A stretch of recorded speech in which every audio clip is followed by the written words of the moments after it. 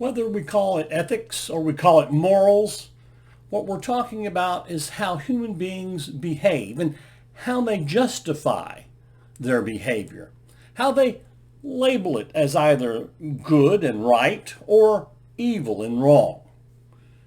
Central to the philosophical study of ethics is the idea that an argument can be presented to defend your moral judgments. In order to present an argument, then, that something, be it an action or a habit or a character,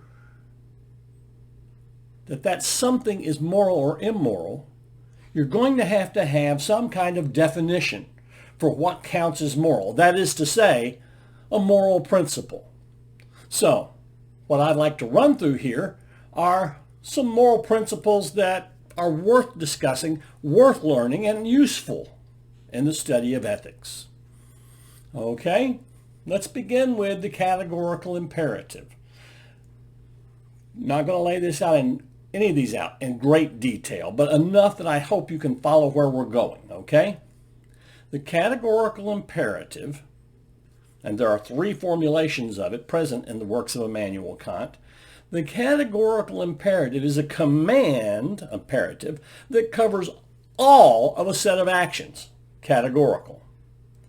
Or another way that Kant puts it is to say that the rule generated by that action, that is to say, if you took that action and made it into a general rule that covers every case like that, the rule generated by that action could be the sort of thing which could always be done under the circumstances. Now, when I say always be done, I'm not talking about being physically possible to do, but rather logically possible to do. The key to the categorical imperative in its simplest formulation is that it requires you behave logically consistently so that the same rule covers the same cases all the time. Now, another case that's universal, but doesn't so much look at the reasons for why you're doing it, because that's what Kant is looking at. He's looking at the reasons. Is the reason behind what you're doing universalizable? Instead, we're looking at the underlying outcome. How does it shape the world? Is it in accord with the world order? Natural law theory can be traced back to the Stoics, although in general today we look no further back than St. Thomas Aquinas. When we say natural law, we're not talking about the sciences. We're not talking about nature as opposed to humanity.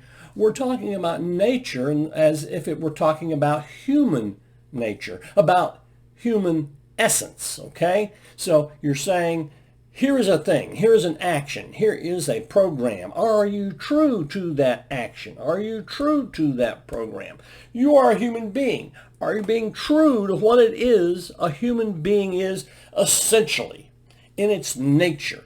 The actions that you behave, are they ones that are in accord with what it is to be a human being in its nature? Are you true to that action in accord with what it is to be that action? These are the questions that natural law asks. And again, this natural law is going to apply to everyone in more or less the same way. Now, some of us don't like that idea of applying everything in the same way. We have a notion that particular persons, particular circumstances call for particular moral judgments. One of the schools that does that is utilitarianism. Utilitarianism evaluates each individual action in terms of its outcome. Now, many of us are acquainted with the old saying, the end doesn't justify the means. But sometimes the end does justify the means. In fact, why shouldn't the ends always justify the means? Why should we always look at principles and laws? Why shouldn't we look at whether it makes happiness in the world? Whether the people are better off for having done it? Why obey duty if duty just makes everybody around miserable? So the utilitarian says, let's look at the outcome. Are we creating more happiness or more misery? Those actions which create more happiness we call moral, insofar as they create more happiness. Those things which create more misery we call immoral. Now, I'll take a look at another particular moral theory, one which doesn't so much look at the outcome as the reason. As we'll see, this principle has reached its predominance in modern ethical cultures through the efforts of feminist scholars, scholars who looked at a study that was done and said, that doesn't mean women are less moral, it means women are differently moral, or perhaps men are wrongly moral. And we should all be more interested in how we care for each other. Now, the key to the principle of caring is that it moves out of a genuine, concrete commitment to another person. One of the things the principle of caring objects to in, say, Kant, who says, oh, we must treat everybody always the same. How can I treat all of them the same? And why should I treat them the same? Surely there's a difference between someone I know, someone whom I have a long-term commitment to, and someone I do not know. The easiest thing to think about is some of those ads that we get playing on our guilt about how some animal or some person or some situation in the environment is bad. Well, I can't take care of the whole world. It's not actually possible. I can, however, take care of the things and the persons and the animals who are in my world, for whom I have a commitment. Surely that is morality enough. So, as you see, it is particular, but it is concerned with why you do it, because of the commitment underlying it, not the outcome like utilitarianism did. Another particular line of reasoning can be seen in the work of Aristotle. Aristotle suggests that instead of looking at the individual actions, we should look at the overall person and look at whether or not their actions lay in accord with who that person is.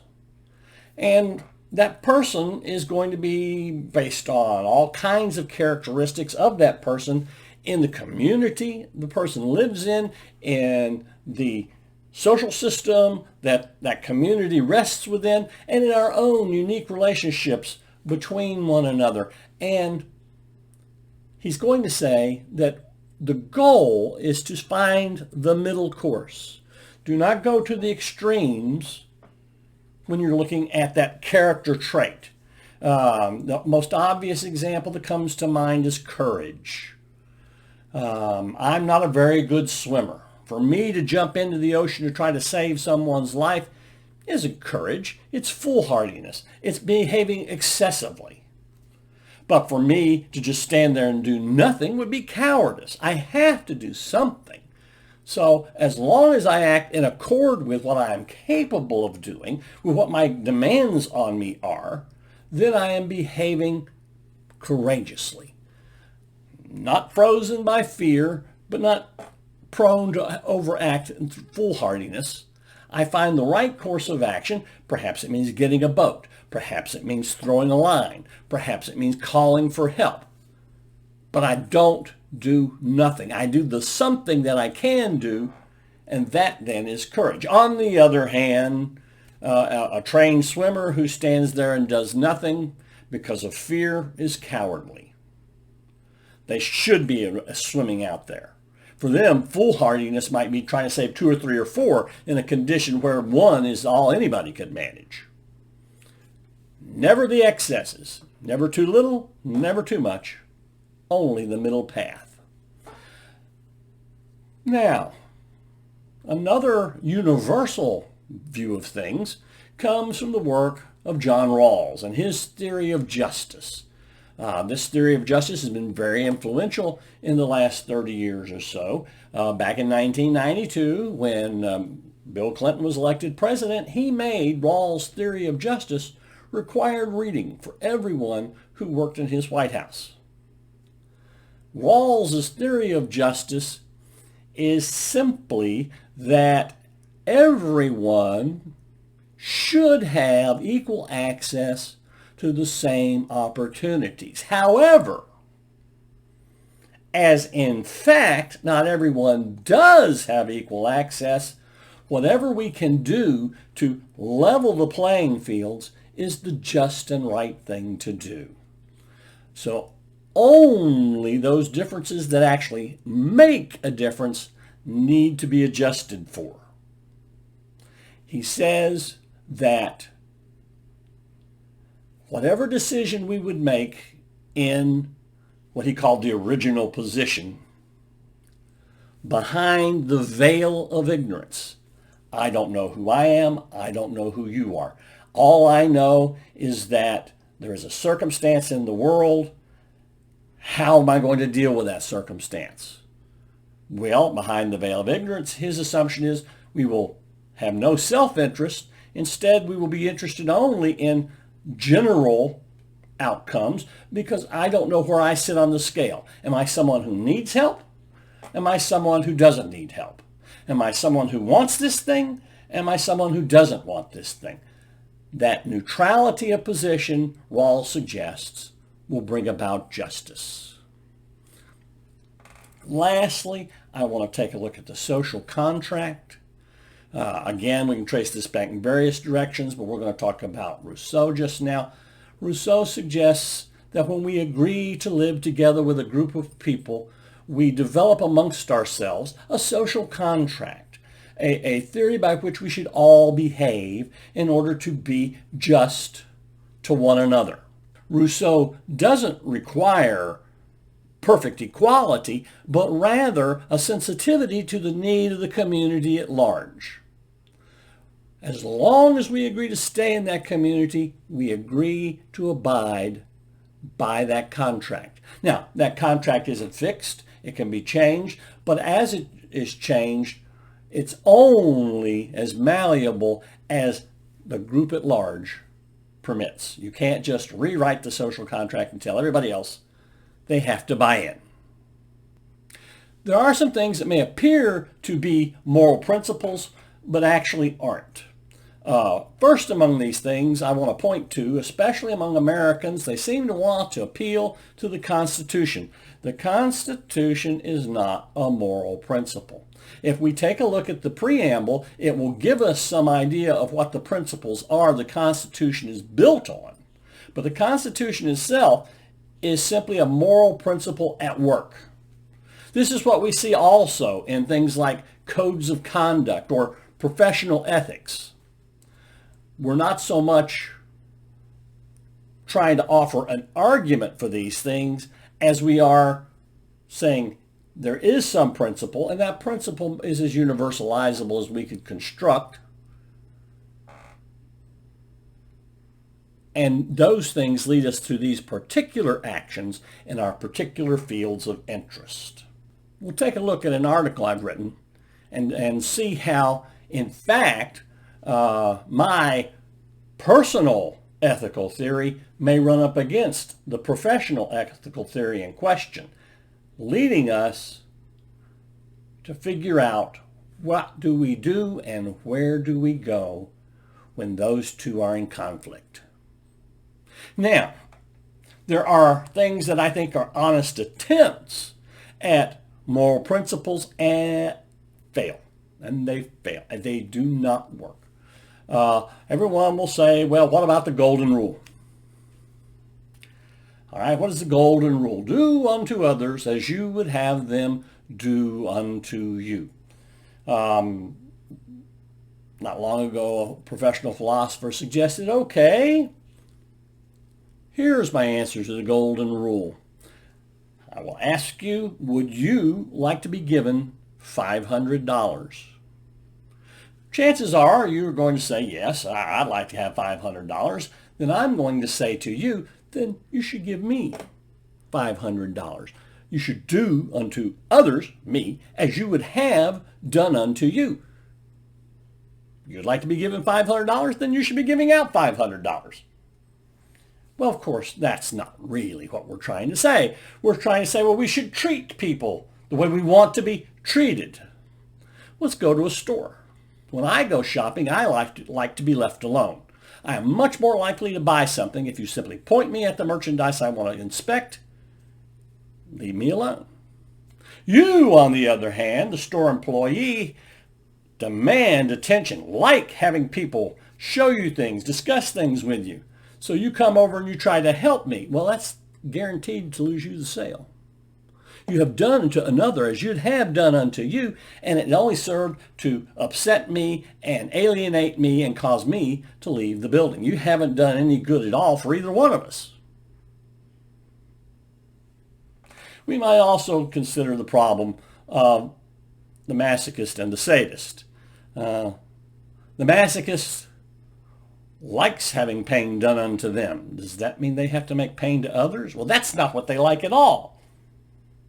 Likewise, the sadist doesn't want to be tortured. They just like torturing. Does that make those positions immoral? Or does it mean that perhaps the golden rule isn't completely adequate to describe the relationship people should have with one another? Another principle that has religious foundations is the divine command theory. Now, we're going to look at the divine command theory in a lot more detail as we go along in our discussion of philosophy, but let's just say this. If something is supposed to be good, something is supposed to be the thing you're supposed to do, because God says that's good, because God says that's why you should do it, because I say so, divine command theory, then either God is irrational, that is to say he has no reason for making the command that he makes, and therefore, do we really want to obey an irrational God? Or God has a reason for why this particular command is given, and if there is a reason, then it is that reason that makes it good, not the fact that God has commanded it. Now, persons will say, you can't judge across cultures. And we'll look real close at Mary Midgley's article on testing your new sword, where she'll make some stronger cases than what I'm going to suggest right now. But at the heart of her argument is basically this. If you can't judge across cultures, because judgment across all cultures is not possible, then the judgment that you can't judge across all cultures does not apply to all cultures.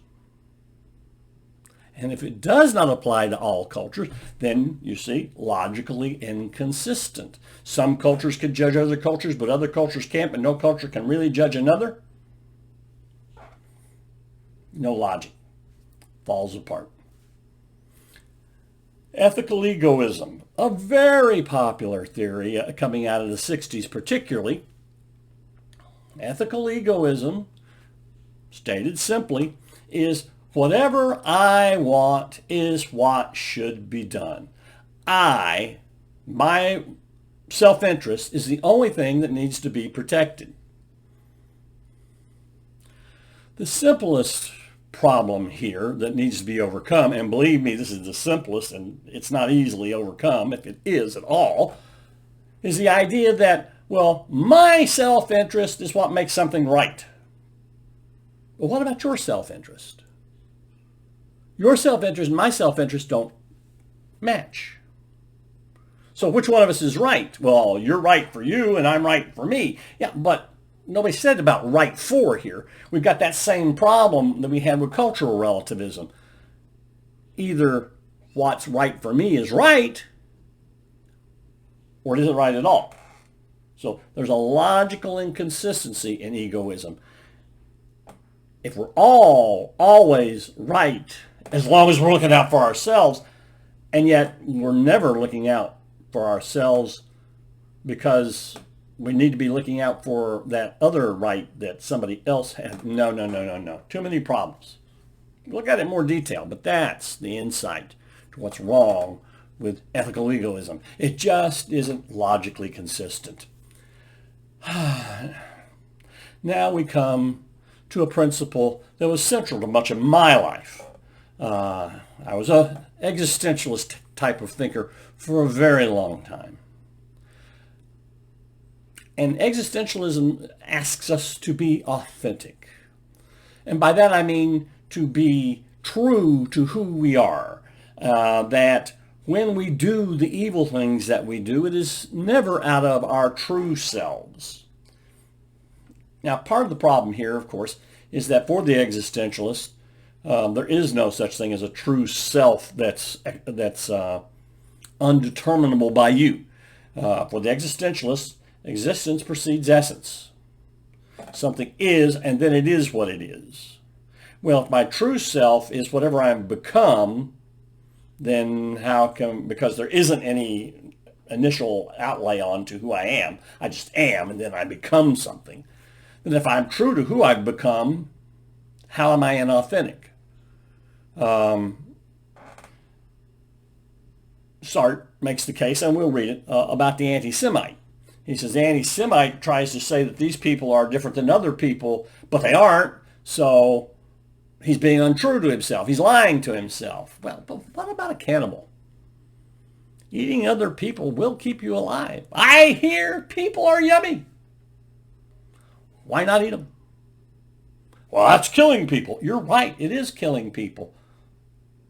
So why am I not being authentic when I'm killing people?